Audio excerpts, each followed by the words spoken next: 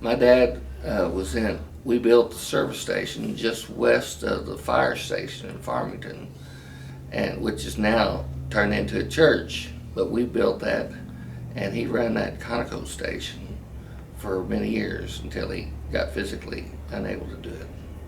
And my mother was Leah's Beauty Shop in a brick house just west of the service station, which she had a business for many, many years and still did hair until she passed away last October. Well, to start with, I helped carry the cement blocks to build the building, but then I worked in the service station all growing up through the years, and even after my dad quit, I worked for Jimmy Foster, which took over the gas station after we had it. I picked strawberries for Hobo Hickman's strawberries when I was young. Then me and my brothers all hauled hay.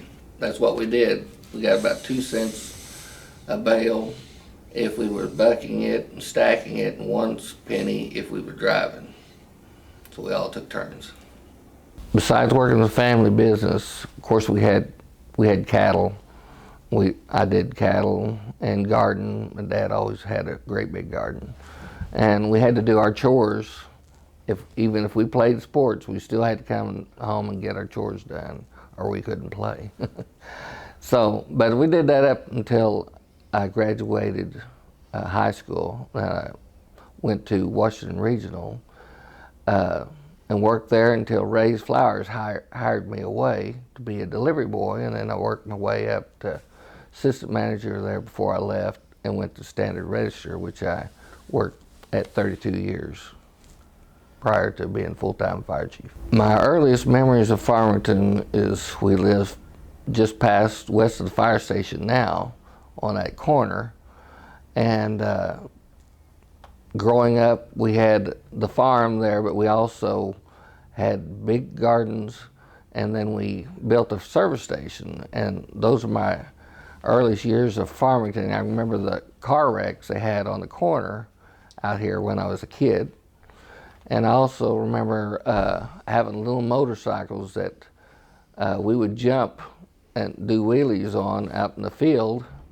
And we wasn't ever supposed to get out on the highway, but I got caught by getting out on the highway by Trooper Ray Triplett of the Arkansas State Police.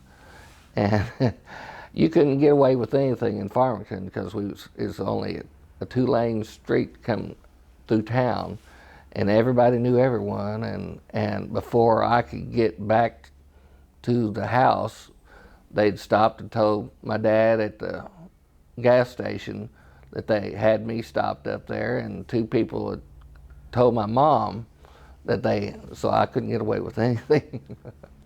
But that was my earliest years, just a small town with a 2-lane road coming through it, and I believe we had 608 people in town when I got on the fire department. Back in the day, we had Roland Davis Groceries and a laundromat, and we had the Cardinal Cafe, which in school we would all go down and get a hot honey bun that they cooked for us and a Coke for 50 cents. But we had Phillips Superette right in town. White's Grocery was the oldest one probably. We had, I can't remember the name of it, on the corner of South Hunter and 62 Highway. Swift's. Anyway, it was a store right there on the corner. Just west of the fire station, we lived in a little white house there on the corner, and then we built a brick house just past that, which is still there. The little white house we rented out, and the car hit the gas meter out front and blew the house up, and back in the early 70s. And then we built the service station. We lived there until I got married, and we moved back to Farmington, built a new house on Kimberly Street, and I live on built a new house on K Street now, which I reside now. And we moved here when I was 5 years old. And I started second grade with Miss Wiley as a school teacher. And mostly everything evolved around school and church. And so I can remember all the years going through school. It was a great time of my life. We had really good teachers. I had Jack Decker for 2 years, 4th and 5th grade. And I can remember all my teachers. It made a big impression on me. Well, Jack Decker was one of the biggest ones. In the 4th and 5th, you're really starting to learn what's going on and everything. When you got out of line, he had a big old class ring he'd turn backwards. And when you got out of line, he would pop you on top of the head with that big class ring. I remember that a lot. But Mr. Bouquet and Mrs. Bouquet was 6th grade teachers. Of course, I always had Randy Lynch when I got into high school, our science teacher, and made a big impression, which is still in the Farmington area now, making impressions on people's lives. We had a new coach come in. His name was Alan Holland, which made an impression on everyone. I always thought he hated us because he made us run so much in football. But it wasn't until later on he was just trying to get us in shape, so we wouldn't run out of gas in the middle of a game. And but he was a very demanding, a very good coach. Taught us a lot. I learned a lot from him, and I don't believe Farmington area will ever forget Alan Holland. They all dreaded it as far as I, because you had to run in the heat a lot of times.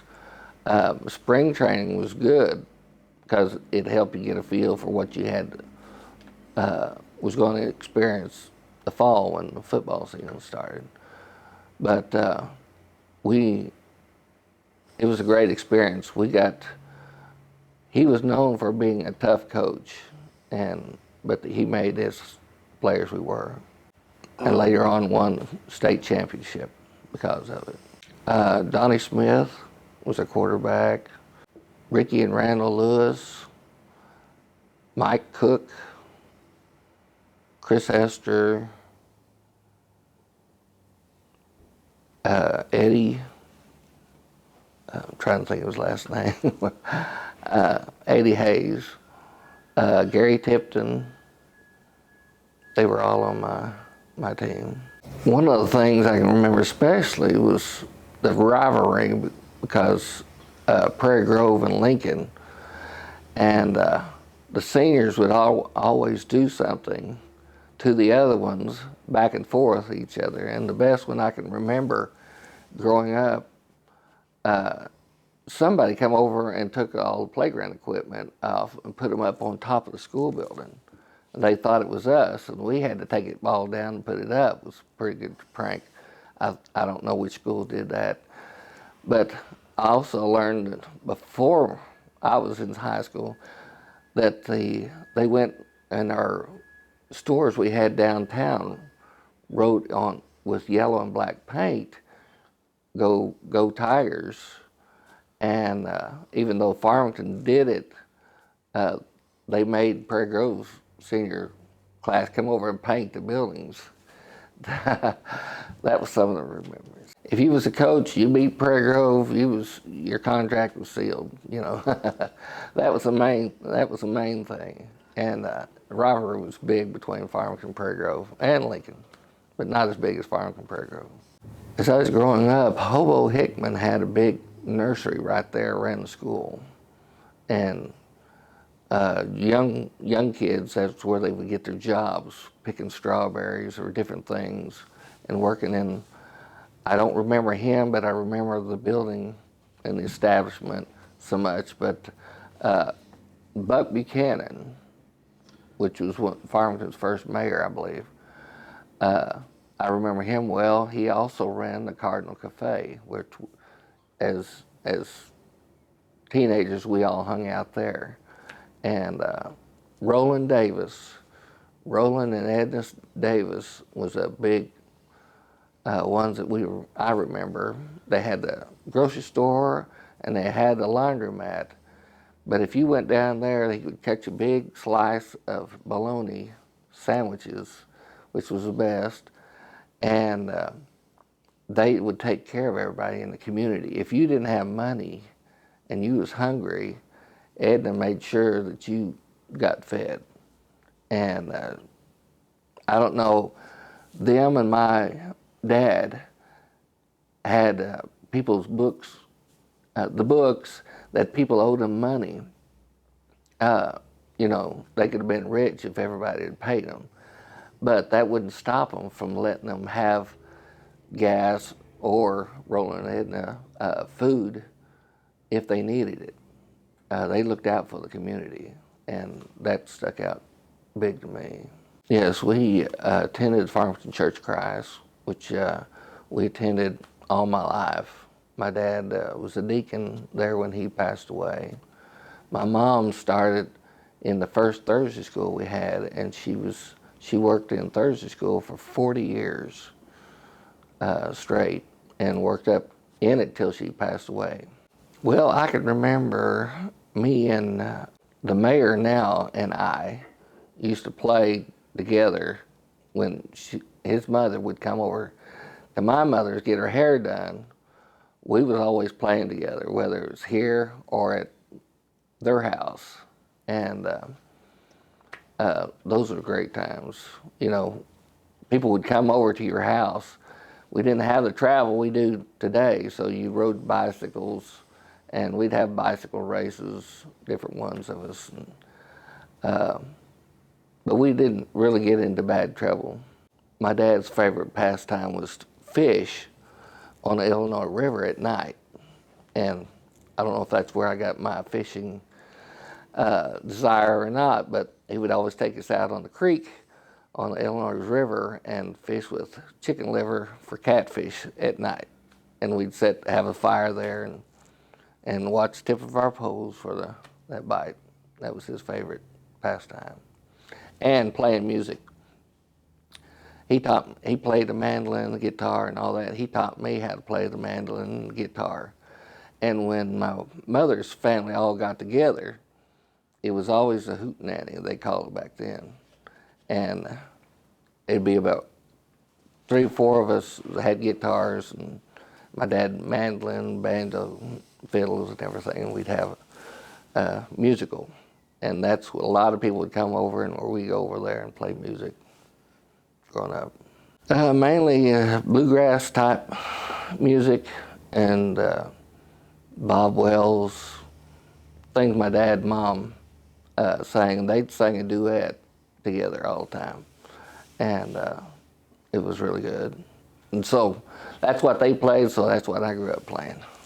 I started out with the fire department in '83. I was working at Standard Register, and somebody said, hey, the Farmington Fire Department's playing against Fayetteville and the other fire departments in softball, and they need some players, and you play. He said, you want to play? I said, sure, I'll play. So I went and played with him, because he's right in my town, and they said, hey, why don't you get on the fire department? I said, well, I've never thought about it. They said, well, we could use your help. So I started in '83, went down there to the old city hall and fire station together, and they handed me what they called just day boots, which was rubber that you could pull up, and then a coat that you could wear. And that's what we started out with, the fire department. And I've been with them, I think, 35 years. I started out in the old city hall, and Bill Andrews was our fire chief. He started the fire department out there. Matter of fact, when they started it, they had a famous country music star come in and do a benefit to get it started, to get the money started with. And Ken Harvey was instrumental in that. He was on the fire department like that. And he played for them. And anyway, that's where it started, I believe, in '72, and I joined in '83. And I believe in '86 we built a new fire station across the street, and that was a big thing to us. And all the guys worked together to build it, and it was a good facility. And in '86, I believe it was, we went in with Prairie Grove, formed the Farmington Prairie Grove Rural Fire Association, which we protect everybody outside the city limits. And that was a good, we have automatic aid with them ever since. And that helped both departments immensely. In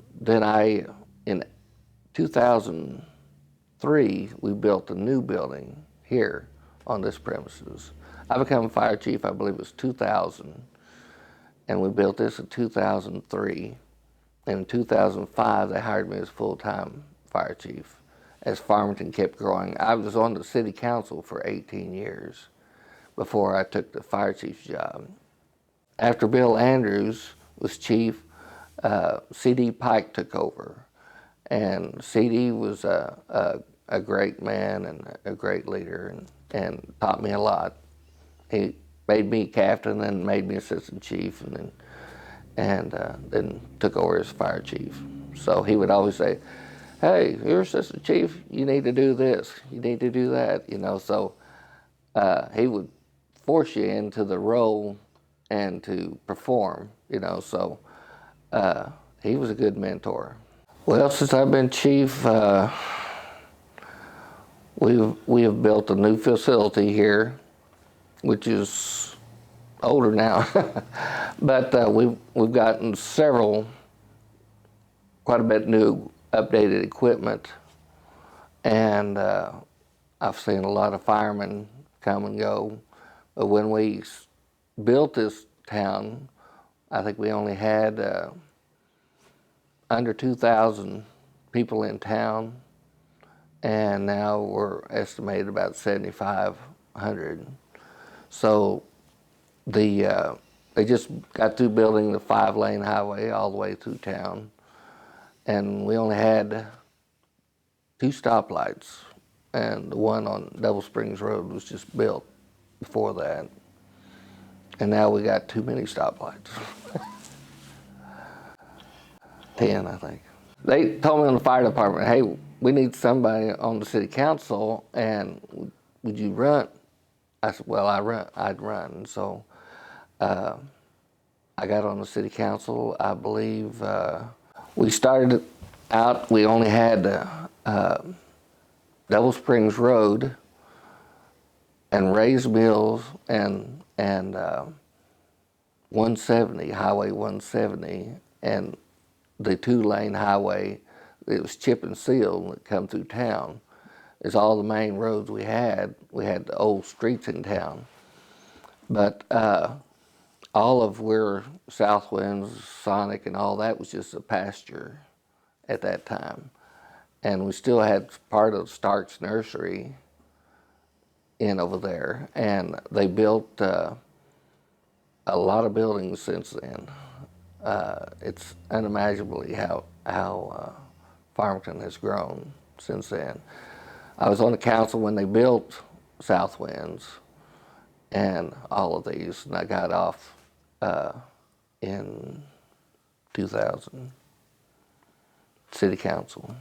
And my wife, which always complained all the late night meetings I had to go on after I got off to become fire chief, she said, I think I might want to run for that.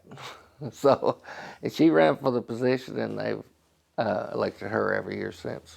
We needed money. We didn't have money to do anything, and so the only way we had to get it at that time was fundraisers. So we started a pancake breakfast, and so I can remember even in that first building how packed it was and how the people supported it. And we needed money and to build a new building over there, so we continue having pancake breakfast every year since then, and it has just grown and grown and grown. The community uses it at time to about the only thing in the city, in the town, that everybody can come and see everybody that they haven't seen since the last pancake breakfast. And so it has become a community event that I would be in trouble if we didn't have it. You know, people look forward to it, and it's a great thing for the community. Back when we first started the fire department, we had turkey shoots also, which they don't hardly have anymore, to raise money. We'd have different fundraisers like that. But the pancake breakfast overall was the greatest thing that we had for the community and to help the fire department. They know that everyone comes to this from all around, and we have a lot of politicians that come that want to meet everybody. It's the best thing they have to get out and talk to the people themselves, you know. But community spirit around this area is fantastic, and without them and people of Farmington, we wouldn't be the city we are today. Well, Farmington is, in my opinion, one of the best places that you could live. You're 5 minutes away from the interstate, to where a lot of people work in Fayetteville, and they could go on and work to Bentonville and places like that from the interstate. We are still out in the country. We have a small community feel, but we have amenities like a bigger city and close to Fayetteville, which is the best of both worlds, in my opinion. Greatest place on earth. I mean, I've traveled all over the United States and other countries, and when I see what they have to offer, and it's beautiful, but when I come back into this area with the hills in the background, the beauty is unbelievable. You know, people that are living from California to this way, they come back to this area to retire because of the beauty and everything we have here. This community feels like home. That's our motto of the city. It feels like home. And friendly people wherever you go around here. They welcome you in, always say hi. You drive by, somebody's mowing the yard, they're always waving. It's just a great place to live. We have a fantastic school here. They offer things that no other school is offering right now in the new high school that's being built. We have a lot of churches here in town which do a lot of good work in the community. The city is here providing everything that we need as a community. It's staying ahead of the times, I believe. I wouldn't want to live anywhere else in the United States. As many places I've been, I would want to retire right here.